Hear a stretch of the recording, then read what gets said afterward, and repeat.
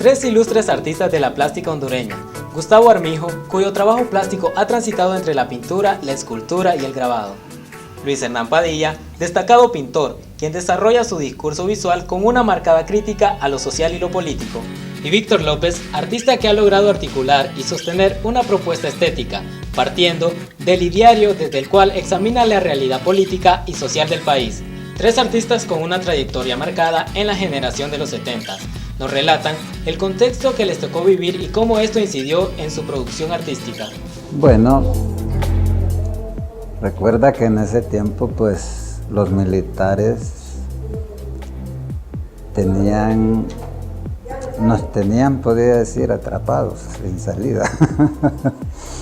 Y luego pues eso creo que motivó un despertar de conciencia, ¿vale? Sobre todo en el arte en general. El teatro, la poesía, fue como diríamos una especie de protesta. Quizás era silenciosa, pero sí nos unimos todos, platicamos todos y nos entendimos. El pintor entiende al poeta, el poeta entiende al pintor, ¿verdad? Y el teatro también, quizás nosotros participamos de todo ese evento. Sí, coincidimos por edad, por entusiasmo y creo que el hecho de conocernos en Bellas Artes.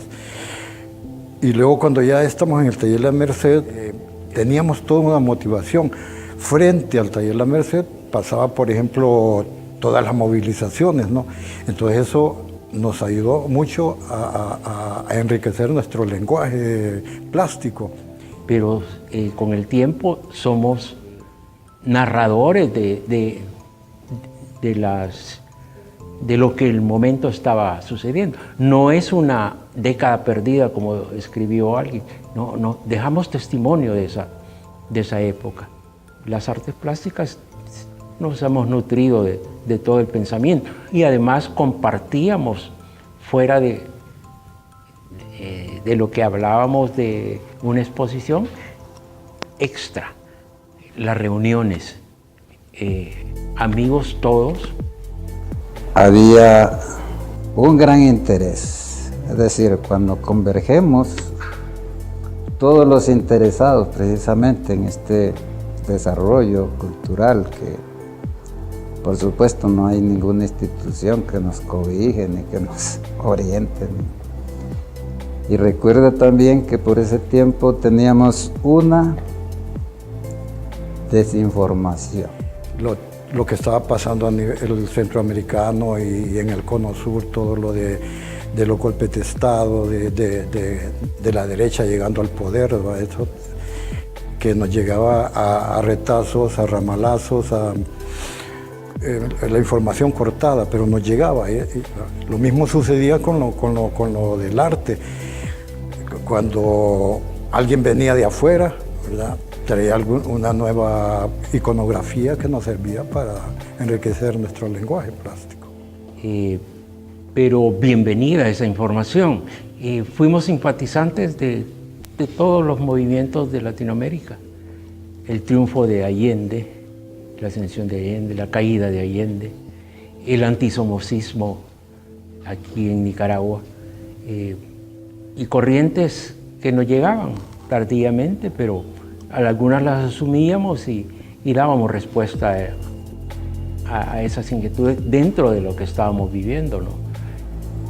El momento, no sé, creo que era muy propicio, bueno, porque teníamos a nuestro alrededor también una serie de motivaciones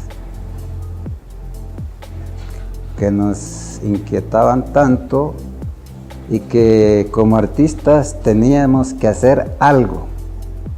Nosotros recibimos la influencia de los compañeros que venían de afuera, como el caso de Virgilio Guardiola, de Aníbal Cruz. De Gregorio, de Julio Vizquerra. Sabíamos escuchar, porque era tan poca la información que teníamos de fuera del país, ¿no? no teníamos museos, habían 2 lugares para exponer, que era Bellas Artes y el ISIS nada más, ¿no? Pero sí, no había restricciones, poníamos todo lo que queríamos. Pero el padre de todos creo que fue siempre Pablo Picasso, ¿no? Y Dalí, por ejemplo. A mí me impactó mucho Magritte cuando lo vi en la exposición de la muestra italiana. Y así a cada uno se alimentó del artista que le gustaba. Despegamos, uno de los fenómenos del despegue plástico lo considero con esta exposición que nos impactó a todos, ¿no? Por primera vez estábamos viendo obra europea original, viendo que se podía colgar en una pared un dibujo, como un grabado, como una pintura. La escuela se transformó en una galería de arte. Tal vez el público no estaba preparado para eso, para ver obras de ese momento del arte contemporáneo europeo, ¿no? Y encontrarnos con obras como de Renato Gottuso, ¿no? Simples, pero de gran contenido, hombres leyendo periódicos en tamaños de 2 metros, ¿no? Todo eso nos impactó, ¿no? Esculturas de artistas contemporáneos italianos de formatos grandes, ¿no? Entonces, esa es una colaboración interesante que nos impactó, y todos rompimos con el paisajismo, ¿no? En ese momento, ¿no? Había una cosa así que no la decíamos, pero que es lo que rompe con el trabajo artístico de antes de los 60, que era paisaje, que había un muy buen paisaje, como es el caso de Carlos Garay. Pero nosotros, sin decírnoslo, asumimos de que no queríamos hacer eso, ¿no? Y que empezamos a plantear un nuevo discurso, una nueva iconografía. Y llegó el caso de que hubo como un roce con los paisajistas, decían que nosotros los odiábamos, ¿no? Carlos Garay siempre lo decía cuando teníamos acceso a platicar con él, con Joel Castillo, decían que nosotros los adversábamos. Quizá en ese momento sí lo hacíamos así, pero después terminamos entendiendo de que era un momento que había que superarlo, ¿no? Había que mantenernos en nuestro propósito y ellos en el de ellos, ¿va? Ellos seguir creando el trabajo bucólico, el paisaje bonito, agradable, pero que habían unos nuevos lenguajes que se estaban dando en otros países y que a nosotros nos estaba llegando y que nos agradó. Como por inercia o quizás por una especie de necesidad espiritual, porque realmente el artista antes de nosotros quizás nos dimos cuenta a través, no porque había una revista escrita, sino porque nos contaban de boca en boca, poetas que se reventaban a punta de alcohol, en sus soledades inmensas, ¿no?